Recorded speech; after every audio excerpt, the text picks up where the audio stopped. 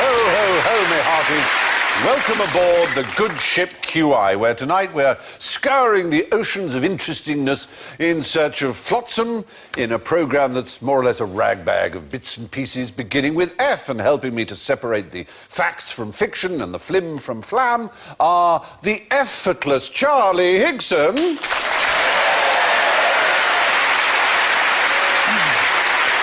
The effervescent Andy Hamilton.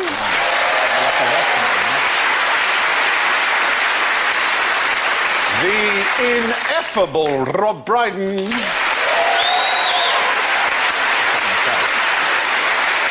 And the sweet F in sweet FA, Alan Davis. But before we slip anchor and catch the tide, Matellows, let me inspect your bell buttons. So Charlie goes... Andy goes...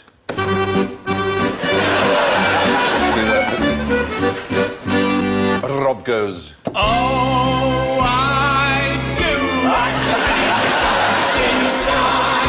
and Alan goes...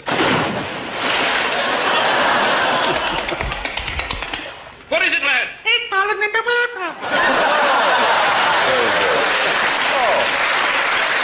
So, now, for your convenience tonight, if you have anything nautical or nice to tell me, you can actually catch my eye, as well as using your buzzer, by waving your international maritime flag, which you should have somewhere under your desks. There you go. Charlie, yours is R Romeo in the MCC colours there, and that means... it looks like, I think it's a kind of nautical bumper sticker. Yeah. It's like, my other ship is a destroyer. Oh, very good. It actually means you can feel your way past me. That's its meaning there, but I'm going to be pretty... How do you do that? And that's not a proper nautical term. No, well, it is. It's the way is off my ship. You may feel your way past me. And yours is a Z, Z Zulu. It actually means I require a tug. So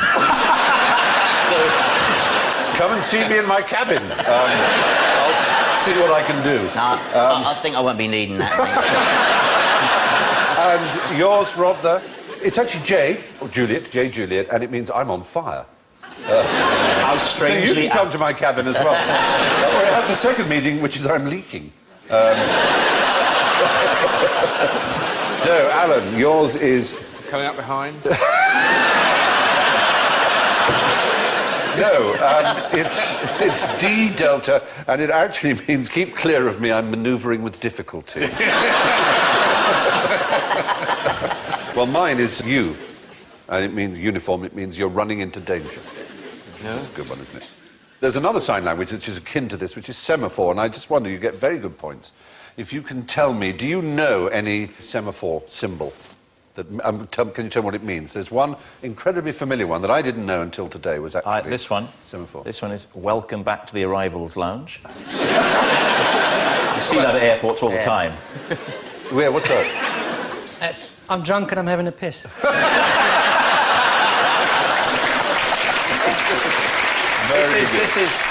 This is stand and deliver. Oh, yes, very good. If I were to tell you that 2 arms down like that is N, and up here is D, ND, standing for nuclear disarmament in a circle, C and D. is the ban the bomb symbol. We did News Quiz, the radio show, with a signer quite a few times, and it always intrigued me because you're mentioning topical characters, and it's amazing how quickly they come up with, like, Prince Charles is that. Yes. And we were doing material about Bill Clinton, and I waited to see what the signer would do, and he just did his zit. Wonderful. Brilliant. In America, the American sign language is slightly different than R, is just to crook your finger like an R. And so Ronald Reagan was like that. 2 R's, Ronald Reagan. That very makes neat. sense, because a lot of girls that I've been out with, my name is Rob, of course, they've made that sign to me.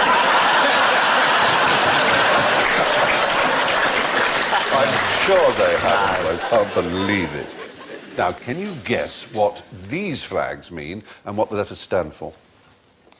A, B, C, D, E. It's O, actually, and it means overboard. Oh, right. It's not just to generally express interest in something another ship has said. You know, Oh! they say something, they go, Also, if someone's fallen overboard, is there Yes. really time to put a flag up? And there's a bit of a lack of urgency. No, never Going through mind. the flag box. Yeah. Oh, God, I can never find the one I want. It's drowned by now.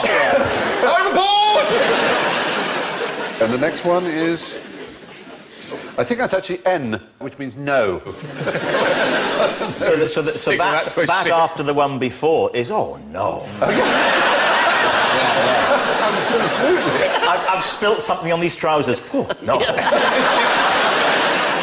We've got a third one. That's a pyramid reflected in a lake. Oh, no, it's a rather sweet one. It's F, actually, and it means I'm disabled. Communicate with me.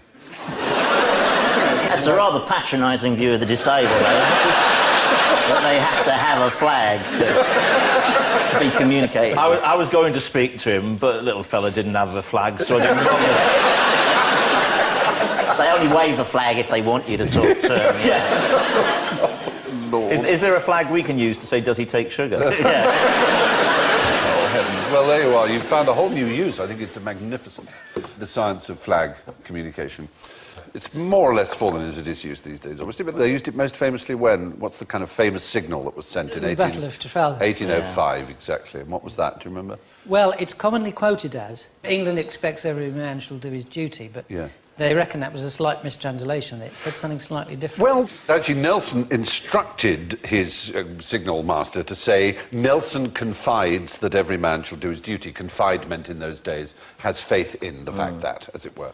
And neither Nelson nor confide were flags. There was no flag for them. But there was one for England and there was one for expects. So it became England expects that every man shall do his duty, yeah. Why couldn't they do Nelson? If there's a flag for N and a flag for E and a You flag... could have done it letter by letter. Obviously, you can do that. They'd yeah. been shot by the French before they finished. But it's lucky they had flags for do their duty.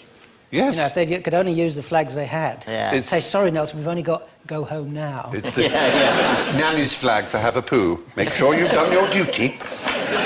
Anyway. Sorry.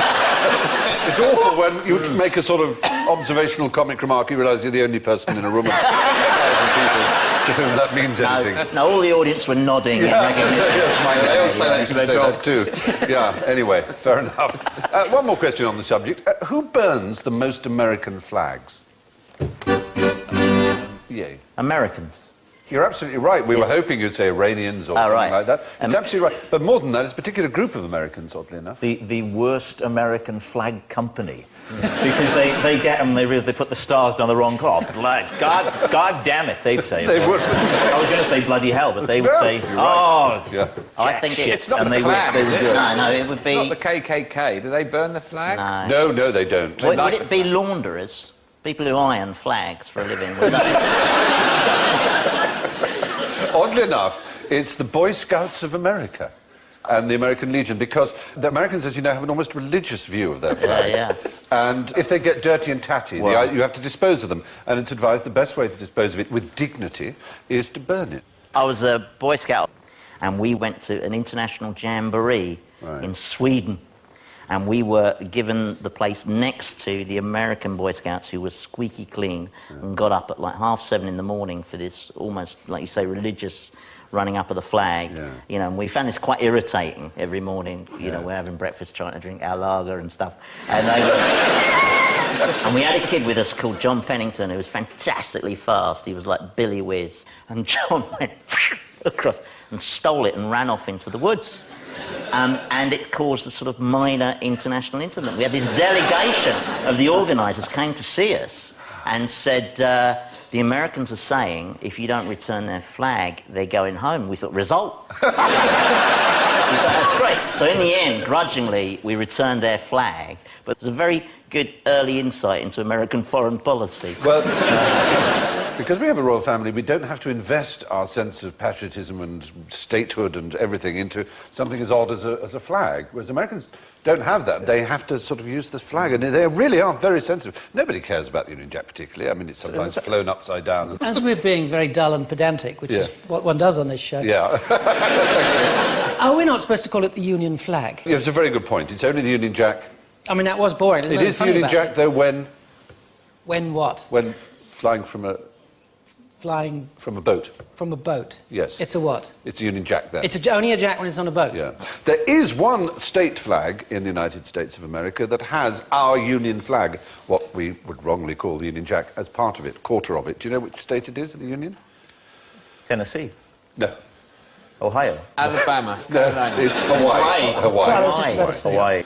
Anyway, yes, the Boy Scouts of America, burning an old worn-out flag is considered the most dignified way of disposing of it. Right, while we're all at sea, what's the difference between Flotsam and Jetsam? One floats and one sinks. No. One is spelt with a J. One's spelt with There are four kinds of wreckage. Flotsam is something that's fallen off a ship because it's got wrecked or something, and Jetsam has actually been thrown off by someone. Yes, correct. Jetsam has been jettisoned. Very good. Very good. How do you know that? Did you really work that out? Yeah. Well, it's, From you know, jeter, the some French of us, to throw. some of us paid He's pretty attention good. at school, Alan. Not that one again. That seems to be the root of all my problems. Just wasn't I interested. can also tell you that Lagan is what's on the bottom of the sea. You're absolutely right. And there's only But you one said there's more. a fourth one. There is a fourth one. What's the Jetsam? Lagan is cargo that is lying at the bottom of the ocean, sometimes marked by a buoy, which can be reclaimed. But there's another one which lies at the bottom of the ocean, which no one has any hope of reclaiming. Rocks. That's derelict. Derelict. So they're the four classes of wreckage according to the 1995 Act, which covers these things. But the odd thing is, if you find such a piece of wreckage from a ship and you decide to keep it, you could be fined £2,500. You have to pay twice the value of it to the owner of the original ship. You have to have salvage right. Yeah, it's very, very strict. But does that date back to the days when all the West Country and its keep off, They call them luring Cornish people onto wreckers. rocks? That's like if you run over a pheasant Yeah. and pick it up, Yeah. then that's a crime. But if you're following someone and they've run over the pheasant and you just find it... I found this out because we did some filming once for Jonathan Creek, and we were filming on a big estate and there were pheasants everywhere, and all the crew had to drive into this house every morning, and the pheasants, it's stupidly, the way they fed the pheasants was from a truck. Oh, no. So any time a vehicle came past, pheasants would come and run towards the road. And on about the fourth morning, Billy, the best boy, had just had enough of slowing down for every pheasant and did about 6 of them. And then the people behind picked him up. Why do you think it is then when you're in Australia you see so many dead kangaroos at the side of the road when in the outback there is lots of other space? Why would they be at the roadside? Because water gathers on the road surface and they come to drink there. Yeah. That's interesting. It's certainly not... No, that's good. I've seen it. Did you want there not to be an answer? No, I knew the answer and I was hoping you were going to say, I don't know, I was going to say the answer. Thanks for that.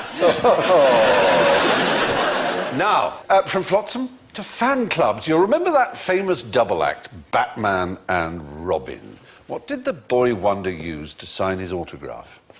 Beside the seaside. Well, that boy wonder Yeah. from the television series Yes. was played by Burt Ward, Ward, and yes. ironically he was Bruce Wayne's young ward, Ward, Dick, yes, wasn't yes, he? he Dick was. Grayson. Yep. And he went on to a career in pornography. So I'm wondering, therefore, if this is a novelty question and if he signed it with his... He used to see a young lady and say, He wrote- quick, to the back pole. He wrote an autobiography called something like A Life in Tights, and it was basically just Very sex. good, Charlie Sex on Hickson. every page. He wrote an autobiography called Boy Wonder, My Life in Tights. And he revealed in that he did send autographs to thousands of women using what he called bat sperm to sign his name. Was it actually bat sperm? Which is another degree of awfulness, isn't it? Well, a fiendish plan, hundreds of bats, come on! He called it the ultimate autograph, and apparently Batman watched. According to his book. You watched which part of the proceeding, did you? Can I watch? Bert? Sure, Adam. How many times would you want to watch something like that, though? I mean, I can see a certain kind of morbid fascination. Can you? Well, yeah. Well, I'm just getting a message here. I've rather misunderstood about Bert and his spat sperm.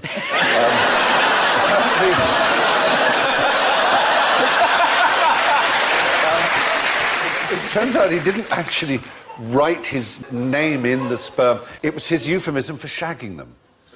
He gave them the ultimate autograph by shagging them. So I prefer the original explanation. yeah.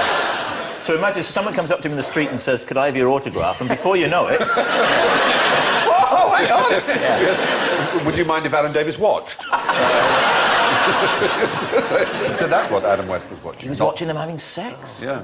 That goes on a lot in show business. I think to the average man in the street, the idea of watching another person having sex is a bit odd. But I think within the world of show business, press and company excluded, you do hear stories of that sort of thing going on, don't you? Do you? Dad's Army were famous. Dad's Army? Stop it! Stop it! How dare you? Yeah. Will do! They don't like it up them. Oh, dear me. My sister told me what?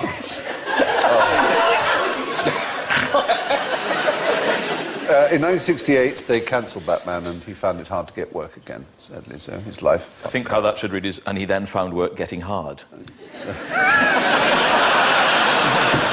You're a very bad man. I'd just like to say, I've got his autograph. My word, you should be very, very proud. Anyway, yes, according to his autobiography, that's what he did. Anyway, where would you find the world's biggest flasher? Is it going to be about a lighthouse? Well, oddly enough, one of the answers is about something that is called a lighthouse but isn't a lighthouse. The other one is the biggest flasher in nature. Right. Is it the Statue of Liberty? Is that a lighthouse? No. It's not a light. I think... It's not a light at the top of the Statue Well, I think of like a Liberty. lot of tall structures, it Yeah, has to have a flashing light Yeah. on top for aircraft. Rather than... Don't look so contemptuous, Yeah. Rob. Well, hang on, Big Ben, is that a lighthouse? She's got a torch. There's a light up there, yeah, but I mean, I've got a light on my top floor, but I don't have a lighthouse. Is it Big Ben then? You're leading the poor boy astray. No. Well, there's an organic one. There's an animal that is probably the... Electric eel? But you're in the right ballpark. Is it? One of those fish like they have in Finding Nemo. They have well, it dangles a light in front of its mouth. Well, it's certainly fish that uses what is known as... The anglerfish. Phosphorescence. It's phosphorus. They call it bioluminescence, yes. Right. Glowworms and fireflies, Fireflies. but under the water, 90% of marine creatures give off light.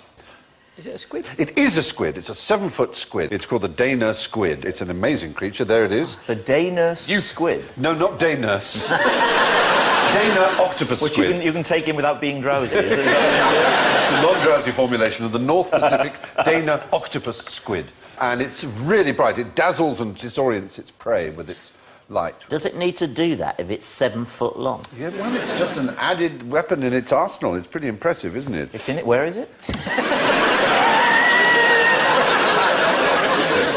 You're all to behave. Bios, meaning living, and lumen is Latin for light, of course, so it's bioluminescent. There are all kinds of jellyfish and things that wander around like, there you see, that give off light. Very beautiful. You're a diver, you've probably seen some. At night, Yeah. all the ugly fish come out. Of course. It's really They don't need to be pretty, You go, that's right. And you go to the Red Sea, and in the day, the fish are beautiful, colourful fish, and then at night, they're all bug-eyed. You know. They limp around, and most of them are Strange whiskers poisonous, and they've got coming out. spines on, and Yeah. you're not allowed to touch them, and they'll kind of look at you. Oh, the night fish. And they shine a light, and they go, no! Don't look at me! Don't look at me! Well, now, that's the answer to the greatest flasher amongst the animals, is that North Pacific Dana octopus fish. But in nature, also, and there's an extraordinary effect that takes place in Venezuela. For 10 hours a night, up to 280 times an hour, for 180 days of the year. At the mouth of the Catatumba River in Venezuela. What's so extraordinary about this phenomenon is that it is the greatest source of ozone, we think, on Earth. It actually helps mend the ozone layer. It gives off enormous amount of ozone, all this electrical storm activity. Can Is it cause a tourist attraction? People do go to see it, yeah. It's It's the kind of thing when you book for 2 weeks, there'd be nothing. Oh, that would be typical, wouldn't it? This Yes. should have been a last week. There's 180 days a year is almost exactly half of the year, isn't it? So the chances are good. I think I might go there. Yeah, it looks well worth it, I'll doesn't report back. Yeah. I'll go now. Lightning goes up as well as down, which Yes. a lot of I believe people it don't does. realise. No, that's right. Which Yeah. is why they sometimes find these dead parties of tourists, and they find their cameras, and they work out how they died, because all their last pictures are of each other, all standing like this with their hair standing on it, as they're just about to be discharged with a massive jolt of electricity from the top. Yeah. I mean, it is phenomenal, the power and the... You smell it, of course. I mean, there's a big electrical storm like that, you can smell it in the air. Have you ever seen the Aurora Borealis, or the Northern Lights? Seen it in Canada. In Canada, yeah. But only faintly, not like that. No, that's a very impressive one. How far south do you think they've been recorded? Basildon. A very specific place. Actually, further south, Rome. Rome, yeah. In the 1850s, they had a huge amount of this. Do you know what causes them? Radiation from solar winds, from Yeah, the it's sun. magnetised particles on the solar winds hitting the atmosphere and lighting up in that way. And then when you have particularly heavy activity, almost the whole Earth, because the southern lights, the Aurora... Aurora. The Aurora Australis. Yeah. That is almost what I said. It funnily is, enough. I know. Completely by chance. Spooky, wasn't it? The Aurora Australis almost meets the Aurora Borealis. Almost the whole world I was in gets the Edmonton effect. in Canada, and it's right in the middle of the prairies, and a thunderstorm was coming towards Edmonton. And the Edmontonians I was with sat out in the garden and watched it. And they said, we've got about half an hour. Because you could see that far flat. Yeah. And so you can watch the lightning and the whole thing getting nearer and nearer and nearer, and then they say, right, we better go in now. And you go in, it's torrential downpour, crashing lightning, and then it passes, you'll come out. Extraordinary, It's isn't it? fantastic. It's really entertaining. I do like a good thunderstorm. I went to Ayers Rock, Uluru, in Australia, and there was an electrical storm while I was in a helicopter flying around Uluru. And I remember the Australians always laid back. It started getting a bit noisy. You couldn't see anything out the glass bubble because of the rain on it. Yeah. And then he just went, I think we better land. Oh, God. I was in a light aircraft in Sydney, and when the big storm came in, they took us up the river, and they take you and they leave you for a day with a picnic and everything. They come and pick you up, and this storm was coming in, and we couldn't make it. We didn't make it all the way back. And I remember now you saying that has sparked this memory. It? Oh, I'm so pleased it did. It's great. No, that's lovely. Let's all sit on the sofa and look at your slides as well.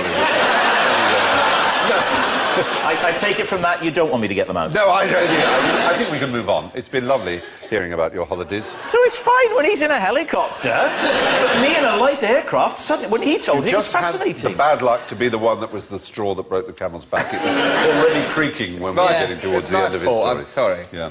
Well, all I'll say is this. Yeah. We had to land and get a bus back to Sydney, and we were 3/4 of an hour late for a Rod Stewart concert. The thing we might have missed that. I hope you're in time to have him kick the footballs into the audience. Yes, we were there for that, Steve. Oh, good, Yes. good. That's obviously the climax of an exciting evening.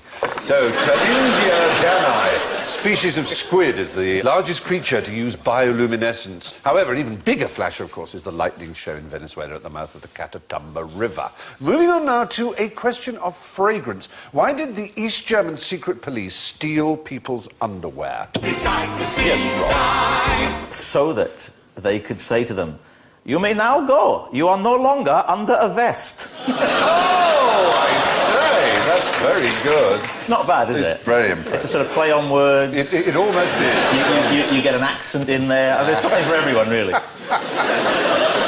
Excellent. Did they want to see how frightened people were of them? That would certainly reveal that. What, do you remember what they were called? Stasi. The Stasi, yeah. Was it to see if people were in contact with the West? Well, it was a way of trying to keep track on their dissidents, almost literally, really. What they wanted was a sort of database of the smell of all their dissidents, so that their dogs would Dogs would recognise know. them. Oh, my God. Really? So everyone they thought was a danger, might escape, might need tracking down. They started off by swabbing them with yellow sort of rags and asked them to swab their underarms and their groins and put them in a jar. Yeah. And then they invented a chair, which sort of, there you see some of the collected ones there. And then they invented a sort of chair that would collect the sweaty bits. And The only people in the Stasi, surely, that would want that job would be the major pervs, wouldn't they? I mean, seriously. when they go for the interview, so what do you think you could bring to the Stasi? I'd like very much to be the guy that goes out and swabs all the dissidents under their arms. I'm thinking I would enjoy this ever so much. And they did it for years. You're absolutely, I mean, it is most peculiar. It does sound like a new perfume range, though, doesn't it? Dissidents from Calvin Klein. It does! Dissidents. Oh, that's brilliant. And we know where a huge store of dissident smells lives. And in fact, the very day the wall came down, the jolly revellers burst into the east and broke into the Stasi headquarters. And they found these jars and jars and jars and boxes and boxes and boxes. And it became underwear afterwards because, tiring of doing this, they actually would raid dissidents' houses and, amongst other things, would take away their underwear for their smell collection. But the odd thing is, there's something very German about this because only last year the unified German government started doing the same thing with suspects, with people they thought would be violent, anti-G8, anti-globalism protesters. They started collecting their smells. But I mean, we locked them up for 42 days. They let's press on now to feasts. How did the Borgia Pope Alexander VI celebrate the Feast of the Chestnuts?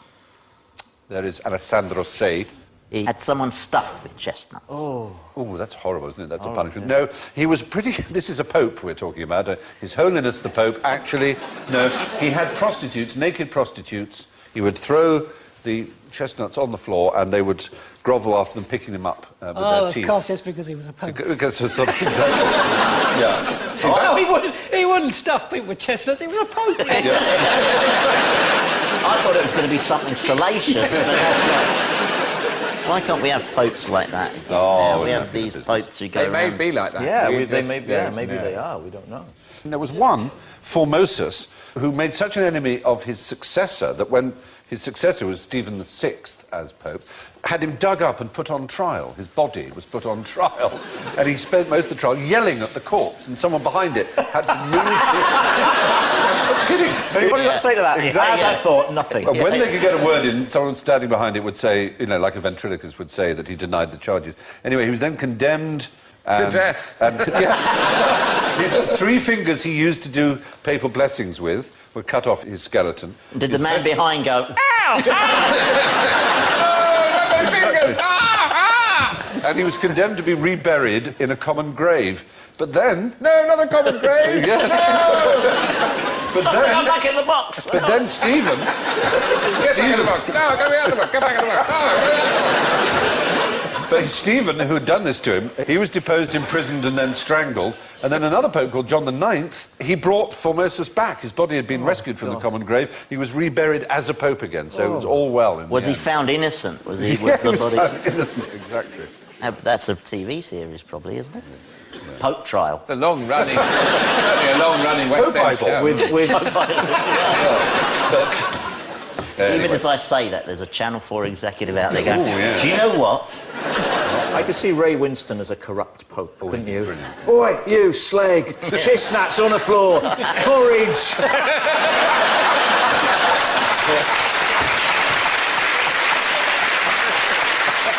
Oh, shaming. Anyway, the Borgia Pope celebrated the Feast of the Chestnuts with an evening of prostitute racing in the Vatican. Now, lastly, once again, to F04 forfeit its general ignorance, so fingers on those buzzers, if you please. Name the inventor of rugby football. Yes. It was invented at rugby school when a boy picked the ball up and ran with it. Yeah. Yeah, except it wasn't, oddly enough. But I thought you might know his name. But William no. Webb Ellis. William... Oh, thank you. That was like a Captain Oates job. I just Thank you, threw indeed. You myself. sacrificed Yeah. yourself. You threw yourself on the grenade.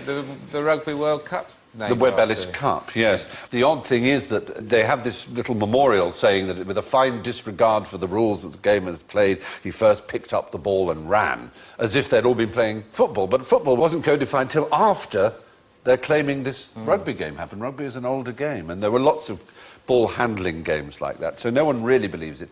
The story was first told 3 years after Webb Ellis died. And in the original Football Association rules, you were allowed to catch the ball, weren't you? Yeah, I believe you were, until it was... Can we see the picture again that was up before it? The one of... you look at that and you think, my God, prison life gets easier as each day goes by. I love those old Victorian team. I do, because they're the lounging about casually. Quite often they'll be sort of lying down. But when did those team photos start? When did people start? When was it something to do with the war? When suddenly it's all in lines, rigid lines, hands on the... But all the Victorian era ones are great. They are, they're absolutely loungy. Sometimes they're just draped over one another. Yeah, why are they? When did it change? Because you'd think, if anything, they'd be more rigid in that. You know, they'd have been more likely to be nicely in rows and all together, and less so as the years have gone on. If you absolutely had to, which one would you?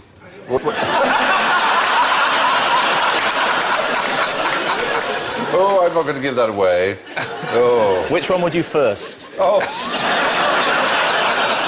just so Your bad. stamina is... Oh. All right, let's move on. Yeah.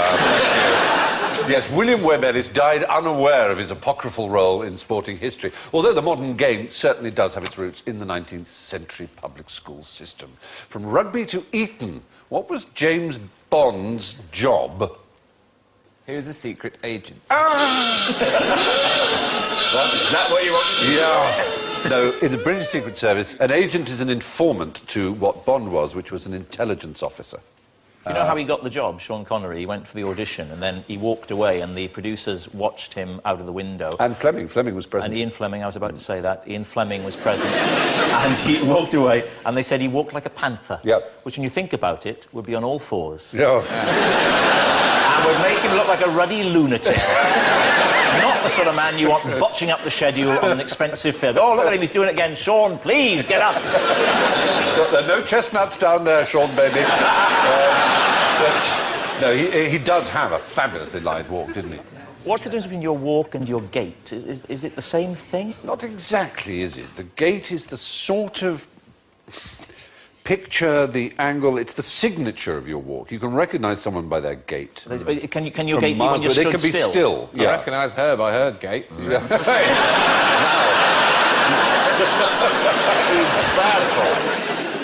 You know who's got the funniest walk, I think, always is Liam Gallagher. Oh, yes. He's got that walk that you do, you know, when you're 17, you're out with your mates and you do that down the way you maybe don't, but I really do it sort of slightly. But he still does it, and he's what, about 47 now, isn't he?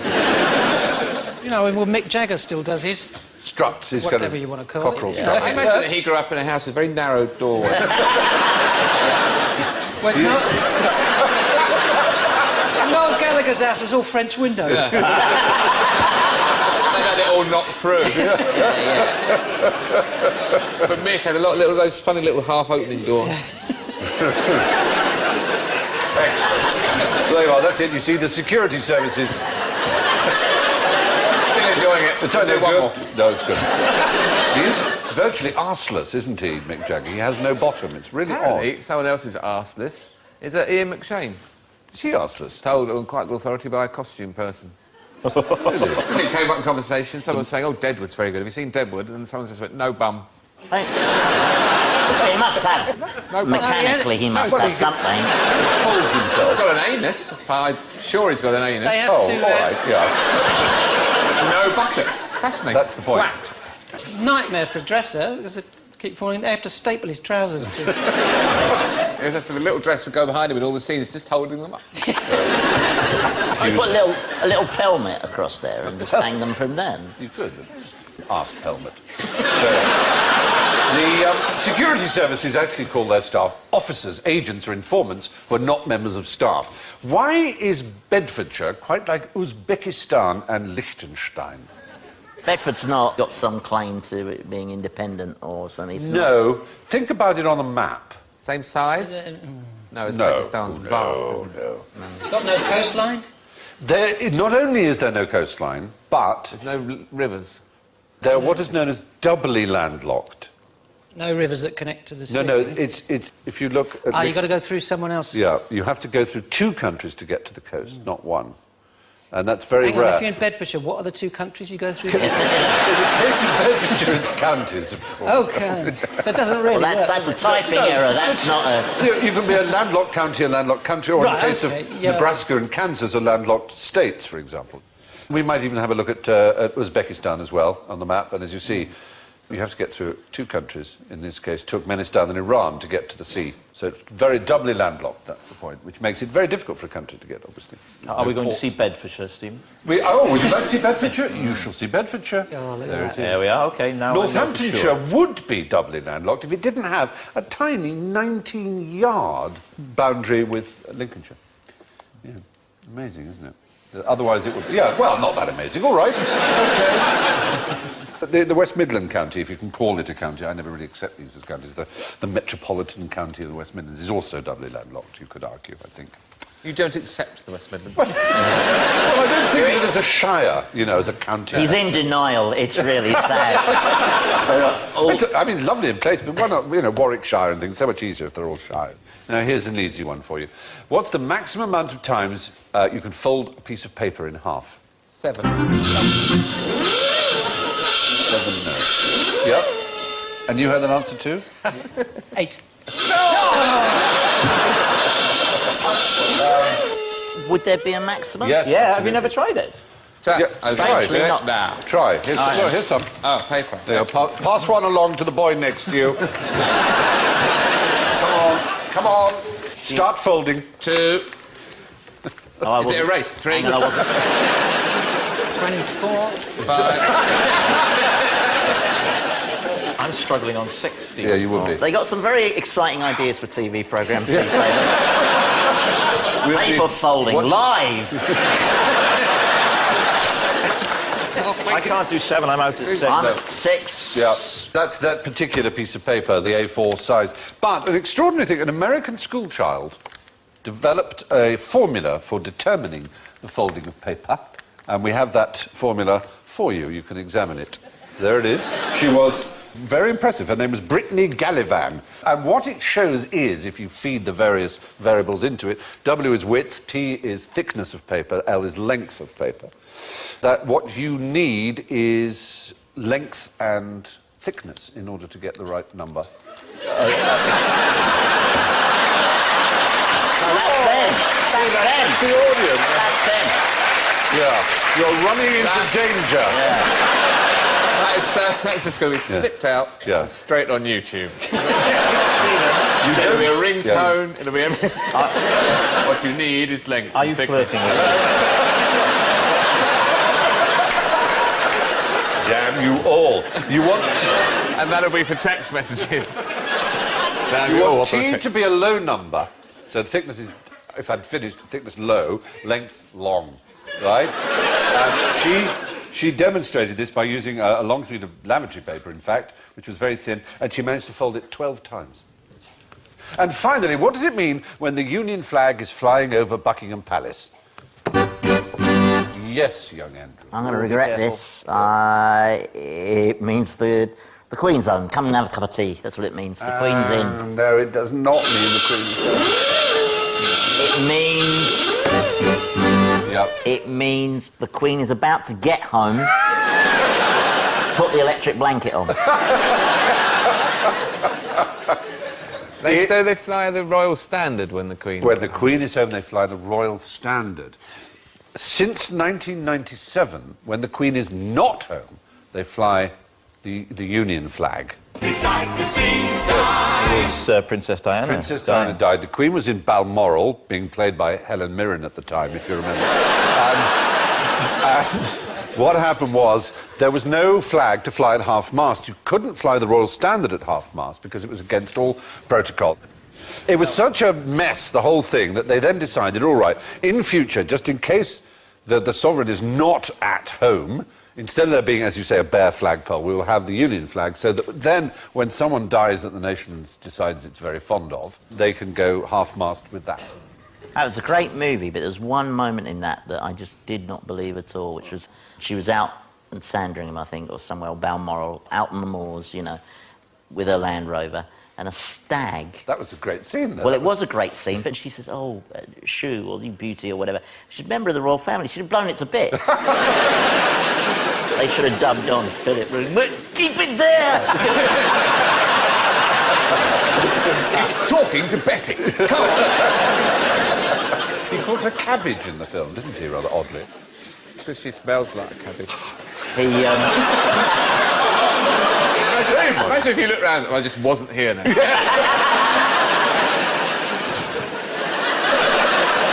Good Lord. When David Walliams met the Queen after swimming the Channel, and he took his mum with him, and the Queen came along, and then Prince Philip, and the Queen said, "Now, you swam the Channel, didn't you?" He said, "Yes, Mum." And he goes, "But that's not all you do, is it?" And he said, "No, I'm in a comedy show." "Oh, very good." And then off she went. Yeah. And then Prince Philip came, and he said to David's mum, "Are there any more nutters in your family?"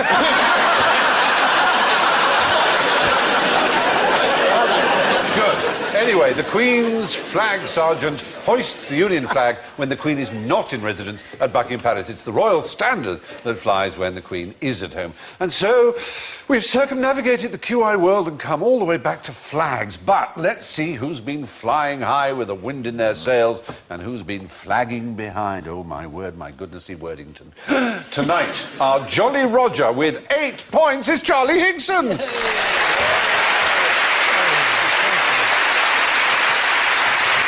And, well, pretty ship-shape with -8, it's Rob Brydon. But sailing rather close to the wind with -15 points, Andy Hamilton. And finally, walking the plank with a report card that's all Fs, Alan with -19.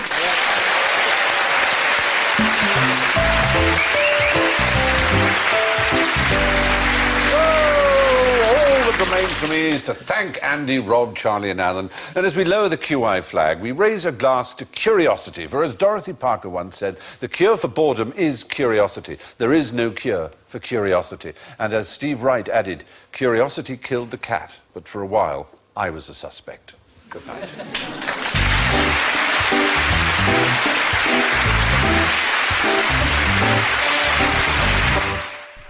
Dark comedy featuring Alan Rickman next on BBC Two, with some unexpected friendships forming as he stars alongside Sigourney Weaver and Carrie-Anne Moss in the Mark Evans film Snowcake.